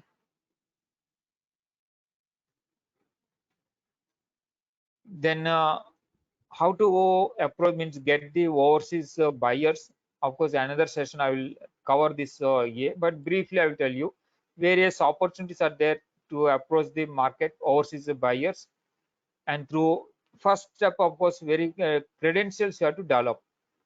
Once you form your organization and everything, you have to develop your image, a brand image you have to create.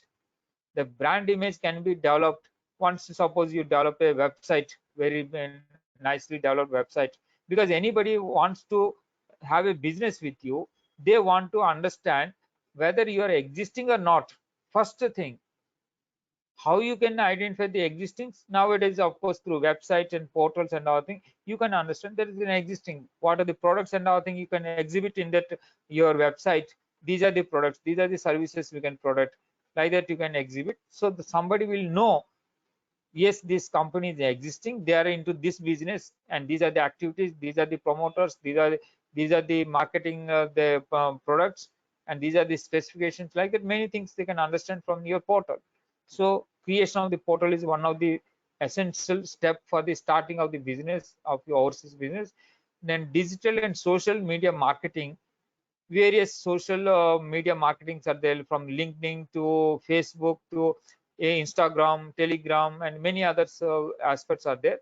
You can do the digital marketing. Yeah. Then online free certain market websites and other things are there. Portals are there. There also you can put your information or product related data informations, and there buyer and seller can meet. Buyer and seller meets are there. Then export directories are there. Directories, not hard copies. Nowadays hard copies directories are gone days, but nowadays directories are available in soft form and online. So there also you can get the benefits. Seller and buyer leads are there, you can get it. And then trade fairs and exhibition, if you participate, then also you can get the good lead, and you can get the buyer and sellers, you can interact. And those interaction platforms are there, so that in the trade fairs and exhibition they can meet, buyers and sellers can meet. so that you can find the overseas buyers, for example, for your exportable products.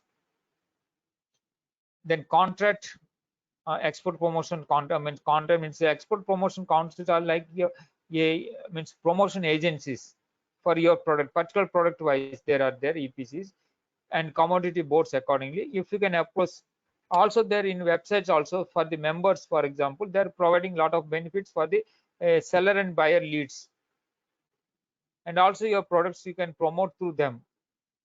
Okay. And embassies and foreign missions also means promoting our Indian products.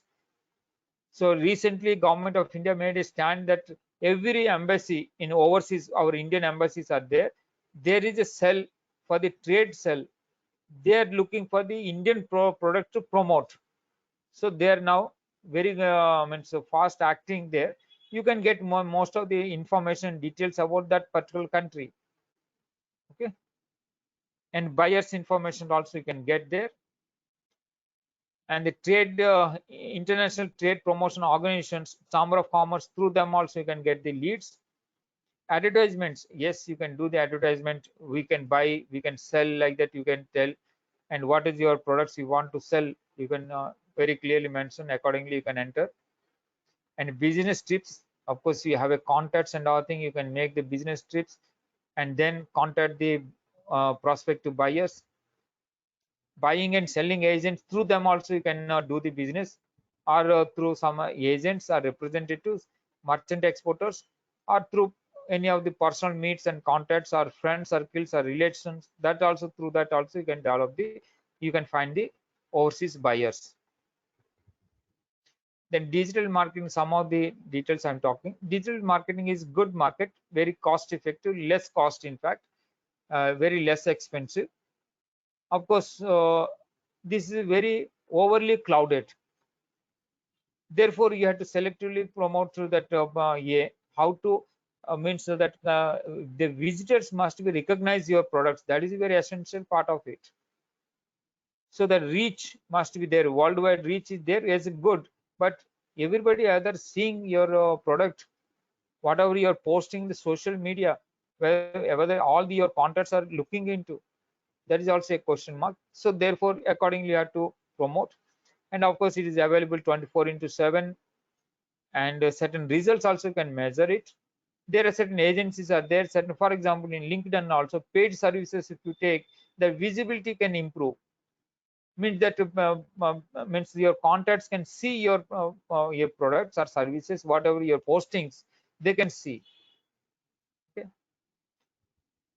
So these are the about the digital marketing. And yeah, then you are getting ready for the your exports, means you are find the product, you are identify the markets, you are find the your distribution channels or marketing strategy, how to go through, and your payment and other thing details also you are ready with your yeah, price as well as the payment methods, those methods also you are ready with it. Then you formally launch the formality, you're ready now with the exports. And there are other aspects are there, of course you have to consider. Then fourth is get the export order, then exercise the due diligence. When you get the export orders, don't jump into and excited that yes I got it.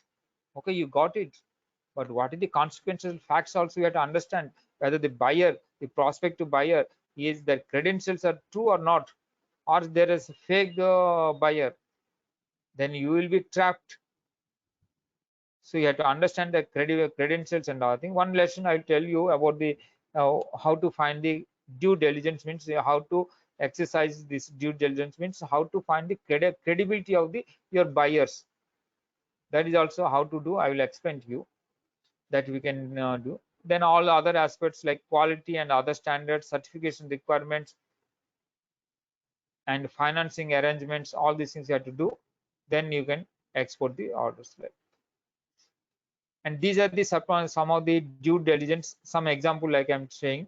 One of the very popular organization is there, Dun and Bradstreet, Dun and Bradstreet, DNB it has been called, and is very popular. And if you, of course they charges you, but they'll give you very authentic reports about the overseas your buyers, for example, prospective buyers, but it is costly. As their services, of course, very authentic services. Many other things also there, ICP, CCP, CCS, then Global India, like many other agencies are there. Some are the specific country wise, but DNB worldwide they are the very popular, and ICP also very good. But others confined to certain states or countries, so that is we have to look into. Then executing the fulfilling the orders. Okay, fulfilling orders also I explained to you once. I explained in the main chart. You got the order, then you have to verify about the means source the products, or the start the manufacturing, then about the quality standards, other requirements, packing requirements, labeling requirements, then about the inspections also, pre-shipment inspections and its requirements or certifications, and then other service providers you have to select, then stuffing of the goods for the clearance from the customs, then deliver the goods to customer. So that is how there is execution of the orders. Execution orders, again, this is the one of the steps I'm saying. Receipt of the inquiry and sending the orders or negotiation, then receipt of the contract or your purchase order from the overseas buyer, then exercise due diligence, I told you, then you verify whether the export order is in line with all your terms and conditions. That is very important, because something you are agreed upon, negotiated something before that, but when you got the order or the contract, whether the contract, all the stipulated terms and conditions are specified or not. So that is very important, so that you have to verify. Then receive the advance or payments or LC, etc., and obtain the pre-shipment your finances or any licenses that you require, you have to obtain. Then plan the sourcing and the goods of the your goods or materials, then making the goods ready with proper packing and labeling.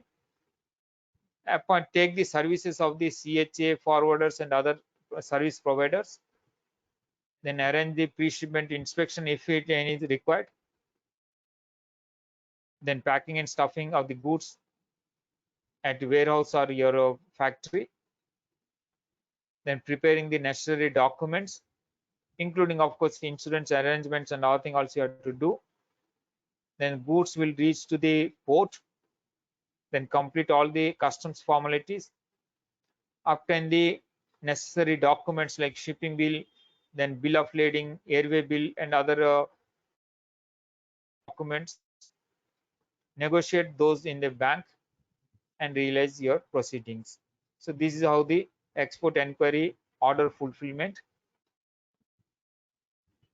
So the presenting the documents to your bank and realization, that is already we have discussed. Okay, I'm checking. So we are now going with the DGFT formalities. Tomorrow we'll discuss about the CBIC, that is the customs and GST. But today we are discussing about the DGFT. DGFT, as I told you, DGFT is a organization.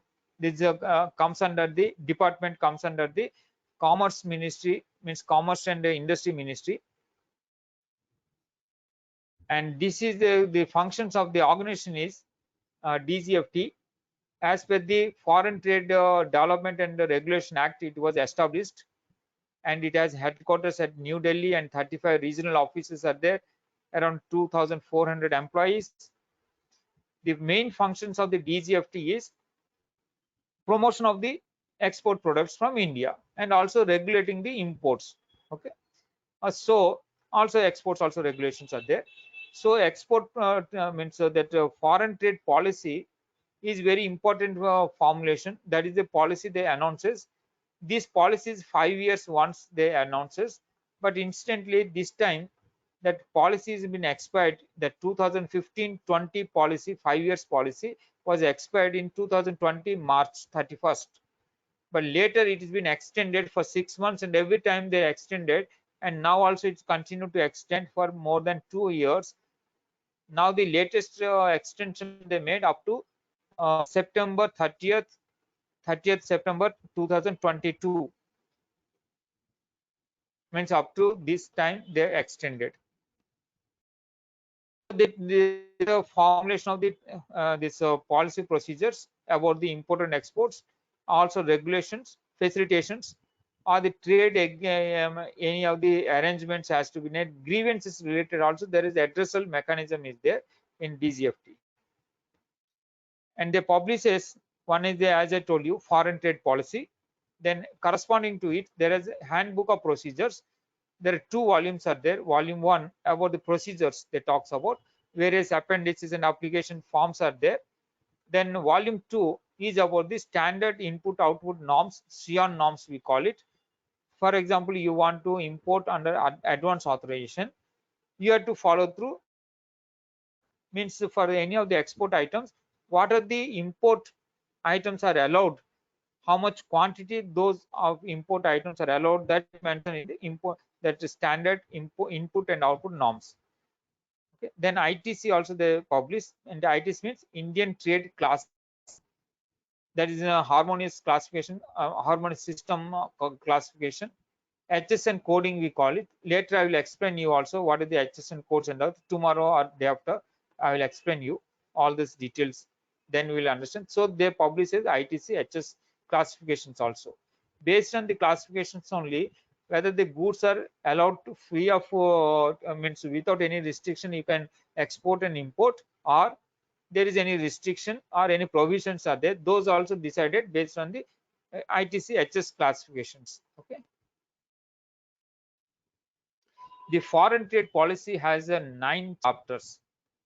These are the chapters. First chapter is about the legal framework, broadly about the understanding of the trade facilitations. That is the legal framework. That is the first chapter. The second chapter is about general provisions about the import and as well as the export, about the regulations, any what are there are, which countries are allowed to import and export, like that. All these details are there in the means in the chapter 2. Then chapter 3, it is in like incentive scheme. This is a exports from India schemes. Earlier there were MEIS scheme and SEIS scheme. Exports from India scheme, service exports from India scheme, like that. There are two schemes are there under this chapter, but those two schemes are now no more effective from the 1st January 2021. They introduced new scheme in place of the MEIS. They introduced the new scheme called ROTUP scheme. What is the ROTUP scheme and all other details also will explain you in the subsequent slides. Then you can understand. This is the first. This is purely incentive chapter. Okay. Then about the chapter 4. The chapter 4 talks about the duty exemption or remission schemes, means advance authorization and DFI as that scheme. Those schemes about that it's discussed about, means for example you want to export, for that you want to manufacturing, for the manufacturing you want the raw materials, packing materials, consumables and other items, for example input. Those input items you can import as per the SION norms, standard input and output norms. Based on the norms you can import, and that chapter is talks about the duty exemption and remission scheme. Okay. And then export promotion capital goods scheme, EPCG scheme, means capital goods also required for manufacturing the exportable items. So under this scheme you can import the capital goods without payment of the customs duty, means zero customs duty. You can import, of course with certain obligations, obligation of the exporting the 6 times the duty saved over a period of 6 years. You can do that obligation. Accordingly you can import the capital goods without payment of the customs duty. That scheme is under the chapter 5. Then chapter 6 talks about EOUs. Then EOU means export oriented units. Then EHTPS means export hardware, sorry, electronic hardware trade promotion scheme. Then STPS means software trade promotion scheme. Then biotechnology park scheme, like that different EA schemes are there under chapter 6. Then chapter 7 about the deemed exports.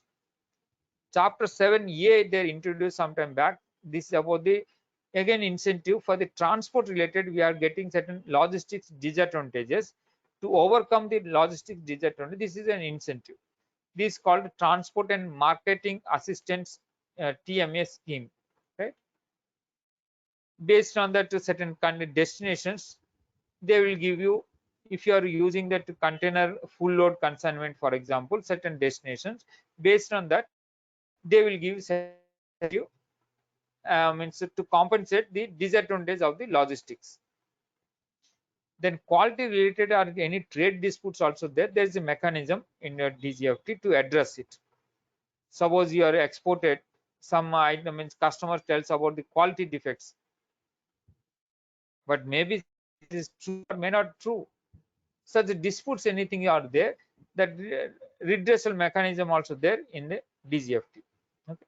Means they will take this matter for higher authorities at the embassies levels and all things to resolve that issues. Okay.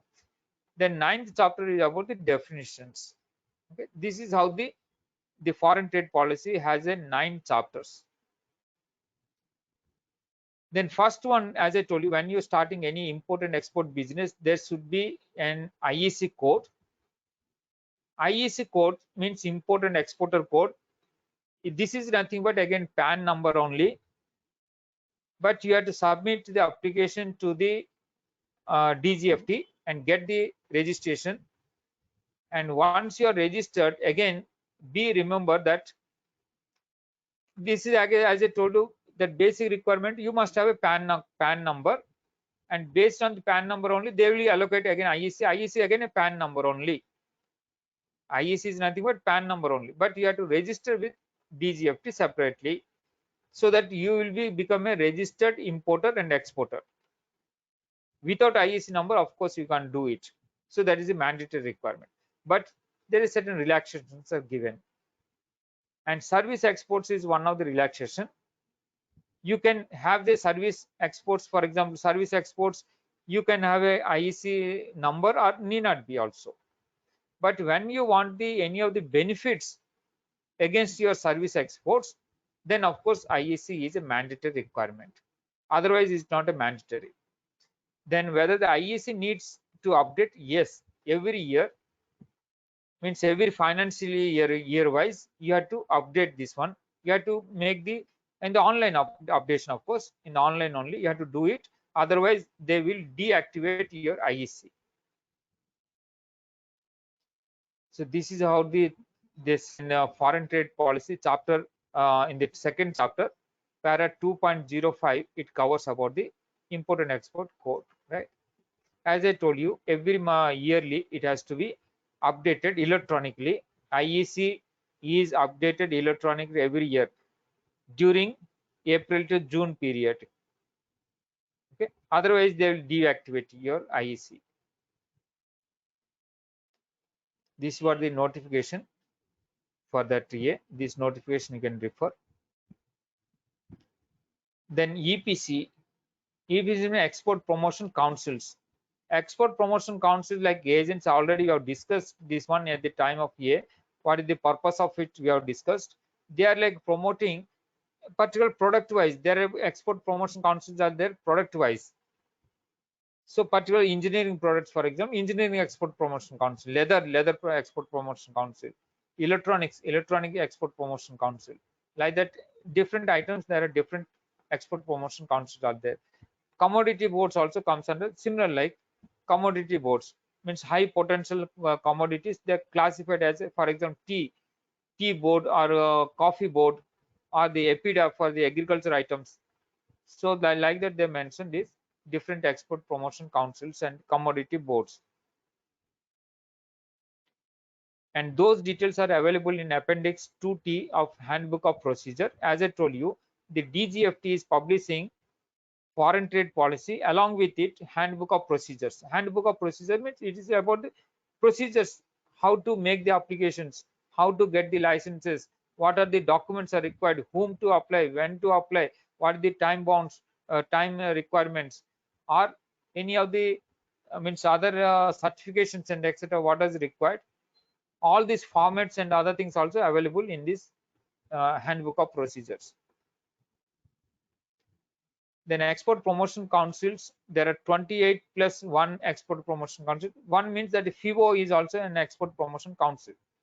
These are the some of the export promotion council like apparel and for example t-shirts you want to export, then there is an apparel export promotion council is there. Chemicals and basic chemicals and pharmaceuticals like cosmetics, carpet export promotion council, like that many of the export promotion councils are there here. See, cotton textile export promotion council, leather export council, like that these are the export promotion councils. And one additionally I told you 28 plus 1 I told you, the one is about the FIVO. FIVO means that Federation of Indian Export Organization, FIVO.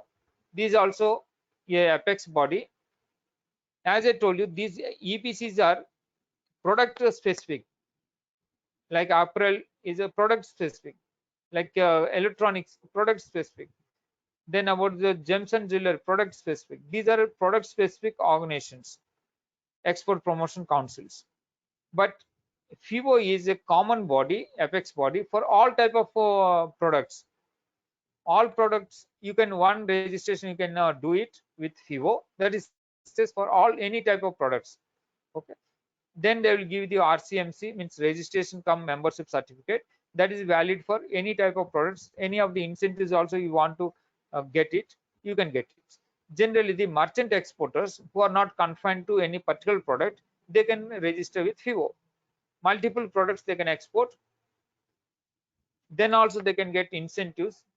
Otherwise, suppose you are exporting gems and jewelry, also you are exporting apparels, also you are exporting chemicals, then you have to register with 3 agencies.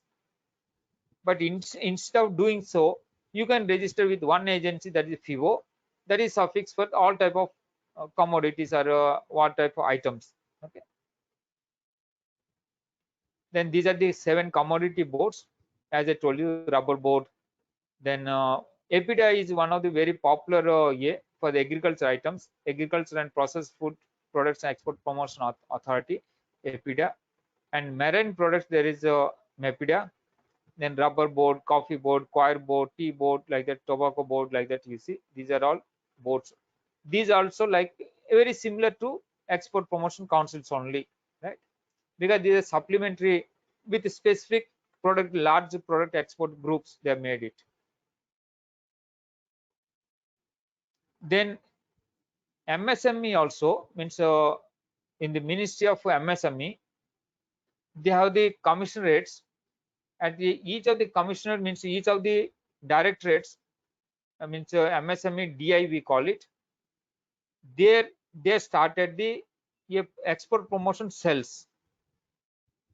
They started export promotion cells to promote the interests of the means small and medium export organizations, or the means micro, small, medium enterprises that export product. There is a lot of potential is there, and from the MSME, almost like 40 exports are going from the MSME only.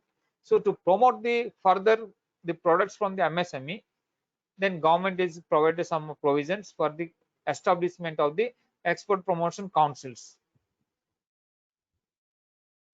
So these are the notification in the about the RCMC I'm talking about, right? Then other organizations involved with the export and other things. These are some of the things with the correspondence are there. Then ITC HS codes, as I told you, later I can discuss with more details. That is in a 8-digit ITC HS code is essential. Means suppose you are exporting any of the item, every item has certain unique identity. That unique identity only we are talking about. That is called means HS code, harmonized system nomenclature, HSN we call it. So according to the HSN, that is international coding system, India also adopted this, and that international coding system is at 6-digit level, is common across all the commodities across all the countries. It is very common with all uniformly you are practicing across all the world over. But individual countries have the option to adopt for additional coding. So therefore, India is adopted up to 8-digit code. In US, for example, they adopted up to 10-digit code. Like that, different countries have adopted different coding systems. And as per the ITC, of course, there is for the ITC HS for the imports, that is as per the Schedule 1, and exports, there is Schedule 2. This gives you about the broadly about the products, whether they are been restricted, allowed free of cost, means free freely allowed, means without any restrictions, or any restrictions are there, any provision is there, or exports are allowed only through channelized means items, like for example exporting only through MMTC or STC, like that. So this is how the broadly we are talking about the export product restrictions, or means any provisions. All these things have to verify before going for the export. If the items are restricted, then you have to get the special license from the DGFT for export. Otherwise, you are not allowed to export. Prohibited means there is no chance at all. You can't export at all. Completely is prohibited. Like that, items you have to first you have to verify whether it comes under any of these categories or not. Okay, broadly, this is what the Schedule 2 talks about, the export policy I'm talking about. Similarly, import also restrictions are there. Import policy means a restricted import authorization, they call it. Import management system is there. Import management, accordingly, import management system, there is one is for the license for the restricted items. The other restrictions also there, import authorization through tariff quota. Tariff quota means only specified quantum of the that items can be exported within given some benefits. Some, for example, some countries they give MFN benefits, but most favored nation benefit, they are giving, but they are restricting certain quota. Up to this quantity only we can allow you that MFN benefits. Otherwise, exceeding that, of course, that benefit will not be available. So like that you have to see. Then monitoring, import monitoring system means some of the items they want to monitor, for example steel, similarly electronic chips, non-ferrous metals, coal, these items, because in a recent time these items imports are drastically increased. So to check proper whether these are properly imported or not, the mechanism has been maintained so that any times any regulation can be taken based on the statistics. So therefore, they made this import authorization system. Okay, with this, of course, today's session we can wind up, and tomorrow we can discuss more in details about the some of the means related to the means DGFT related again, about the export promotion schemes, then customs related, what are the different policy procedures are there, and those things we will discuss. Any questions you can raise, otherwise we are going to wind up today's session.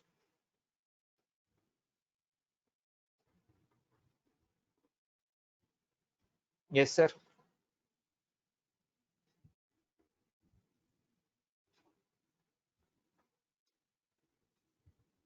Yes, Mr. Srinivasulu, you have raised the hand. Anything you want to discuss?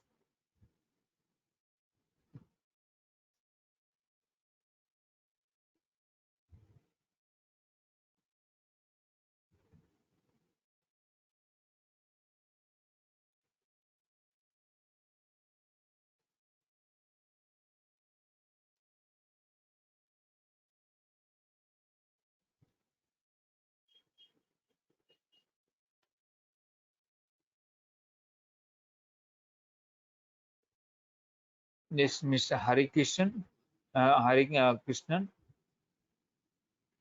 or Mr. Srinivasulu, or anybody have any, you have any doubts?